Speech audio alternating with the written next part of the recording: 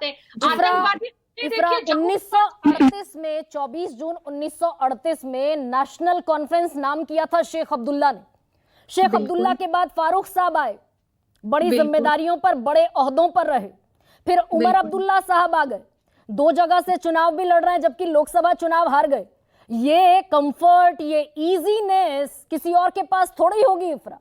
तो वंशवादी हुई पार्टी आपकी।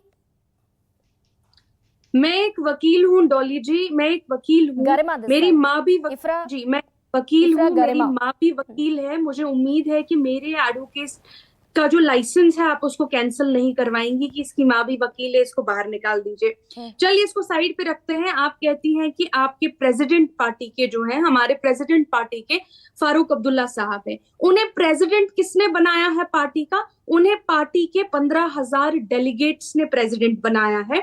जो रीसेंट प्रेसिडेंशियल इलेक्शंस हमारे हुए, जब दोबारा हमारे प्रेसिडेंशियल इलेक्शन होंगे ना, तो मैं न्यूज 24 को जरूर आमंत्रित करूंगी कि आप आके प्रेसिडेंशियल इलेक्शन में के लिए आप ही हमारे जो इलेक्शन के आप हमारे गाइड बने और देखें कि इलेक्शन कितनी क्लैरिटी से होता है। आप चाहें तो नेक्स्ट टाइम हम आपको प्रेसिडेंशियल इलेक्शन में न्योता देंगे। अब जम्मू और कश्मीर के 15,000 डेलीगेट, नेशनल कॉन्फ्रेंस के 15,000 डेलीगेट्स ने फारूक अब्दुल्ला साहब को क्यों चुना प्रेसिडेंट?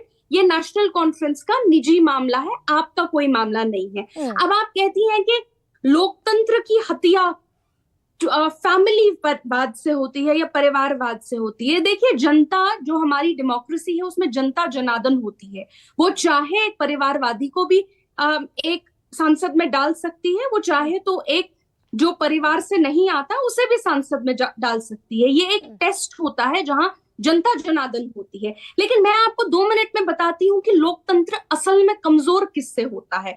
लोकतंत्र इससे कमजोर नहीं होता है कि अब्दुल्ला फैमिली में से एक आदमी, उमर अब्दुल्ला साहब, इलेक्शन लड़ते हैं। लोकतंत्र तब कमजोर हो जाता है जब बीजेपी की सरकार 10 साल से इलेक्शन नहीं कराती और सुप्रीम कोर्ट को आके आना कहना पड़ता है कि यहाँ इलेक्शन कराओ, जो हमारे देश में पहली बार हुआ है। लोकतंत्र तब कमजोर होता है जो देश की सबसे बड़ी ऑपोजिशन पार्टी है, उसके बैंक अकाउंट इलेक्शन से पहले एक दिन फ्रीज किए जाते हैं कि सिर्फ देश में एक पार्टी इलेक्शन लड़ पाए।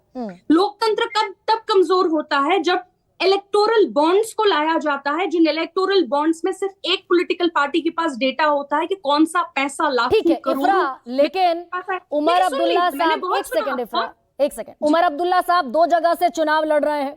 फारूक अब्दुल्ला साहब के बेटे हैं, लोकसभा चुनाव बारामूला से हार चुके हैं।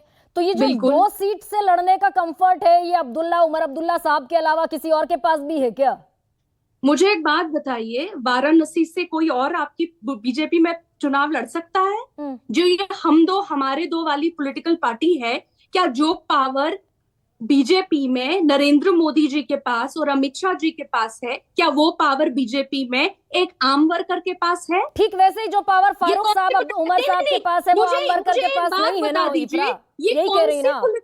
ये कौन सी पॉलिटिकल पार्टी है हमारे देश में? अगर आप नाम दे दे मुझे। बीजेपी की पॉलिटिकल पार्टी ऐसी है क्या कि जहां पे जो टॉप पे 2-3 लोग हैं, हम दो हमारे दो की सरकार है, कि वो पावर एक आम अध्यक्ष, एक आम वर्कर के पास भी हो? एब्सोल्युटली,